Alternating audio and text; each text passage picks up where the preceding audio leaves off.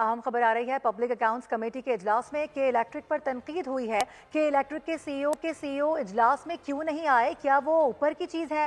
रुकन पीएसी की जानिब से ये सवालात उठाए गए हैं। बात करेंगे, अली शेर हमें ज्वाइन कर रहे हैं। अली शेर, ये अहम इजलास है, बताएगा इसमें क्या कार्रवाई हुई है।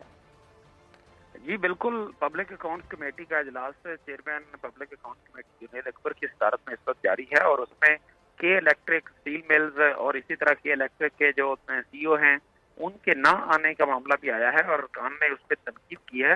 राना कासिम नून जो हैं उन्होंने सवाल उठाया कि जो है यहाँ पे कर्नल रिटायर्ड माजिद अवान जो के इलेक्ट्रिक के नुमाइंदा हैं वो यहाँ पे मौजूद है, यहाँ पे सीईओ जो है वो क्यों मौजूद नहीं है, क्या वो इनसे ऊपर की चीज है, वो क्यों यहाँ पे नहीं आए। इसी तरह मोइन पीरजादा जो कि रुकन है पीएसी के, उन्होंने भी ये सवाल उठाया और उन्होंने तनकीद की और खासतौर पे तनकीद उनकी इस हवाले से थी कि पाकिस्तान स्टील मिल जो है उसमें जो इंफ्रास्ट्रक्चर है बिजली का वो तो सरकार लगाए, के इलेक्ट्रिक कह रहा है कि सरकार अपने पैसे से लगाए, लेकिन बिल जो है वो ये जमा करेंगे। उन्होंने कहा कि ये तो ऐसे ही है जैसे कोई दुकान कोई एक और खोले, खोल डाले और पैसे जो है वो बेचकर उसे कोई और कमाए।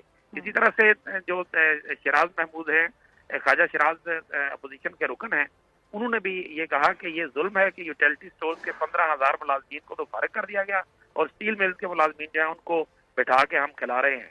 इसी तरह जो के इलेक्ट्रिक और स्टील मिल्स जो है उसकी मिली भगत से ये चीज सामने आई कि जो कमर्शियल मीटर्स हैं उन्हीं की बिजली जो है वो घरेलू मुलाजमीन जो है स्टील मिल की उनको दी जाती रही और उनको 80 करोड़ का जो बिल है वो कमर्शियल बिल के तौर पे भेज दिया गया।